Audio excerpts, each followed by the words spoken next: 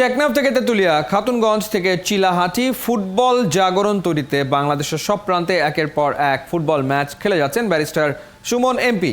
এবার সেই ধারাবাহিকতায় পঞ্চগড়ে গেলেন। প্রীতি ম্যাচে নিজে গোল করে ম্যাচ জেতালেন ফুটবলের এই ফেরিওয়ালা। হাজার হাজার ফুটবল প্রেমীতে মাঠ লোকে লোকারণ্য। আর বাফুফে প্রেসিডেন্ট কাজী সালাউদ্দিন দর্শকই পায় না।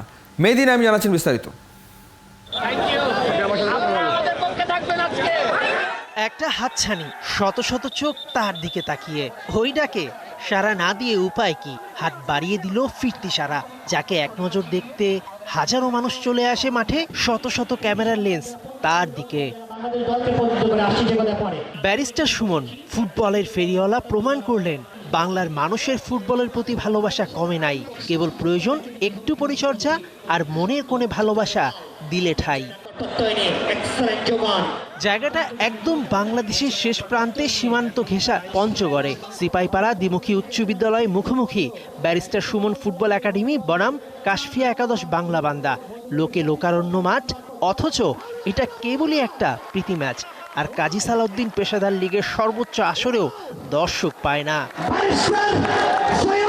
ম্যাচের সংসদ সদস্য ব্যারিস্টার সুমনের দৃষ্টিনন্দন একমাত্র গোলে ম্যাচ জিতে ব্যারিস্টার সুমন ফুটবল একাডেমি। পুরো মাঠ কেঁপে ওঠে আনন্দে, ওঠে হর্ষধ্বনি।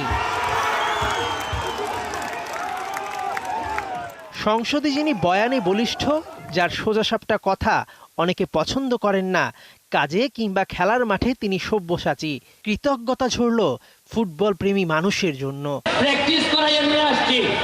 আমি জানি যে একটা বাইরের ডিস্ট্রিক্টে গিয়ে খেলা খুবই টাফ। আমার একটা বিশ্বাস আছে যে পঞ্চগড়ের মানুষ সবসময় অতিথিদের পক্ষে থাকে, এই আপনারা আমাদের পক্ষে থাকবেন বলে আমার একটা বিশ্বাস আছে। ব্যারিস্টার সুমন ফুটবলে জড়িত হবার পর থেকে ফুটবলের উন্নয়নে ছুটে বেড়াচ্ছেন বাংলার এক প্রান্ত থেকে আরেক প্রান্তে। হবিগঞ্জ এক্সপ্রেসের থামার নাম নাই, কারণ ফুটবলকে মন থেকে ভালোবাসা চাই। ফুটবল পিপাসু মানুষের চাওয়া যদি একটুও কাজী সালাউদ্দিন শুনতে পেত। মেহেদী নাইম, ৭১।